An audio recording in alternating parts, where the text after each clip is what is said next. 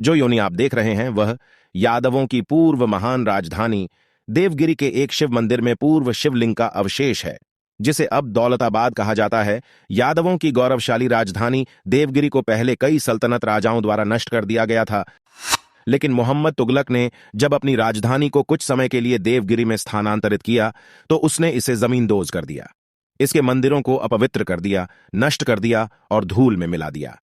उन्होंने शहर का नाम दौलताबाद रखा और यह नाम कायम रहा और अब भी उपयोग में है। इसके विनाश की कहानी लंबी और दर्दनाक है, लेकिन यहां विस्तार से चर्चा नहीं की जाएगी, क्योंकि यह लेख एक और बेहद महत्वपूर्ण कहानी बताने के लिए लिखा गया है। यादवों की राजधानी से लगभग 10 किलोमीटर दूर दौलताबाद से खुलदाबाद की ओर आगे बढ़ने पर एक झील के पास एक दरगाह है। उस झील को परियों का तालाब, परियों की झील कहा जाता है। यह दरगाह सूफी शेख शाह जलालुद्दीन गंज ए रावा की है। खुलदाबाद एक प्रसिद्ध सूफी केंद्र है, जहां चिश्ती संप्रदाय के विभिन्न सूफी रहने आए थे। यहीं पर उनकी सभी कब्रें और दरगाहें हैं। लेकिन चिश्ती आदेश सूफियों से पहले भी यह एक प्रसिद्ध स्थान था, जो फारस और अन्य इस्लामी राजधानियों से विभिन्न सूफियों को आकर्षित करता था। यहां शेख शाह जलालुद्दीन गंज ए रवा की जिस सूफी दरगाह की चर्चा चल रही है, उससे एक पौराणिक कथा जुड़ी हुई है। ऐसा कहा जाता है कि जिन महिलाओं को गर्भ धारण करने में कठिनाई होती है, वे यहां आशीर्वाद लेने आती हैं और उनकी समस्याएं हल हो जाती हैं। इससे पहले कि हम इसे एक दिखावा कहकर खारिज कर दें, मैं आपको इससे जुड़ी एक और कहानी बताऊंगा। इस दरगाह के ठीक बगल में एक झील है, जिसे परियों का तालाब कहा जाता है, जो जाहिर तौर पर बाद का नाम है। झील के पास हिंदू मंदिरों के नष्ट होने के स्पष्ट निशान हैं, क्योंकि कई मंदिरों के अवशेष देखे जा सकते हैं। कुछ कब्रों की अजीब संरचनाओं से पता चलता है कि वे पूर्व हिंदू मंदिरों के स्पोलियां से बनाई गई हैं।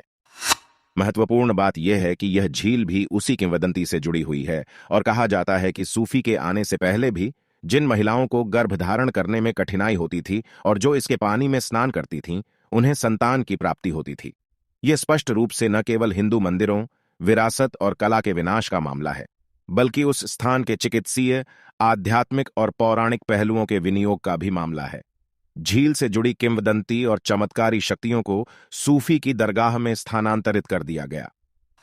मंदिर को नष्ट करने वाले सूफी और मुस्लिम राजा इतने चतुर थे कि उन्होंने झील को भी नष्ट नहीं किया और इसके बजाय हिंदू मंदिर के खंडहरों पर एक दरगाह का निर्माण किया और पास की हिंदू झील से जुड़ी किंवदंतियों और शक्तियों को अपने कब्जे में ले लिया। साथ ही इसका नाम भी बदल दिया।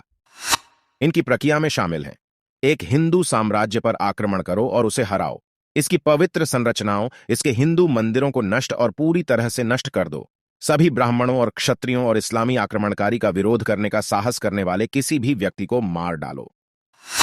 सभ्यतागत बलात्कार के एक कृत्य में, जो व्यक्तिगत सामूहिक बलात्कार के बराबर है, हिंदू महिलाओं को ले लो और उनसे बच्चे पैदा करो।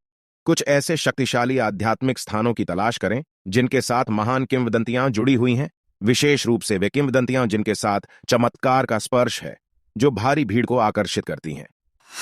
संरचनाओं के लिए मंदिरों को नष्ट किया जा सकता है, लेकिन स्थानों को नहीं। इसलिए उस स्थान से जुड़ी किंवदंतियों, शक्तियों, चमत्कारों को उपयुक्त बनाएं, ताकि उस स्थान पर आने वाली भीड़ अब एक इस्लामी शक्ति और इस्लामी स्थान के सामने झुक जाए।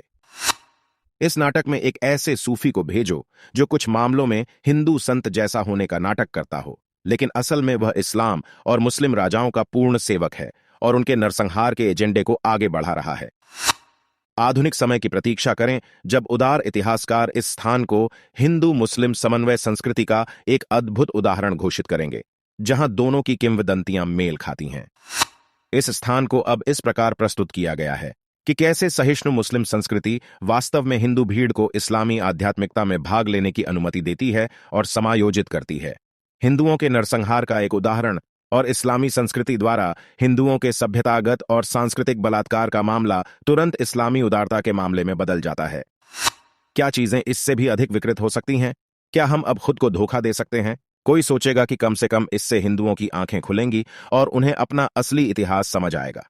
लेकिन अगर आप सोचते हैं कि यह वह सीमा है जहां तक हिंदू खुद को धोखा दे सकते हैं, तो यहां एक उदाहरण है जो आपको दिखाएगा कि वे और भी अधिक हासिल कर सकते हैं।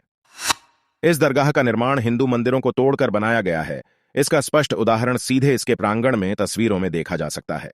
वहां एक योनि है जो हिंदू मंदिर और गर्भगृह में शिवलिंग के इस्लामी विनाश का अवशेष है। लिंग ईश्वर बहुत पहले ही लुप्त हो चुका है, जैसा कि योनि के छिद्र से देखा जा सकता है, लेकिन योनि अभी भी बनी हुई है।